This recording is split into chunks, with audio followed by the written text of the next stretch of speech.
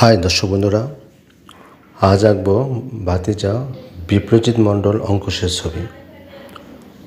গতকাল অঙ্কুশের জন্মদিন ছিল। আমার অসুস্থতার কারণে গত এক সপ্তাহ কোনো ছবি আঁকা হয়নি, তাই ভাতিজার ছবিটাও যথাসময়ে আঁকতে পারিনি। যাই হোক, একদিন পরে হলো তার ছবিটা আঁকলাম, কারণ আঁকার ইচ্ছা ছিল। কতটুকু ভালো হয়েছে জানি না, তবে তার ছবির মাধ্যমে আমার এক সপ্তাহের বিরতি কাটলো। এখন থেকে আশা করি নিয়মিত ছবি পাবেন। যদি আপনাদের ছবিটা ভালো লেগে থাকে তাহলে অবশ্যই লাইক, শেয়ার, কমেন্ট করবেন।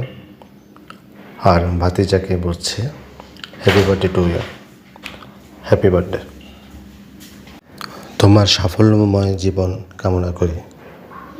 টাটা, বাই বাই, ভালো থেকো।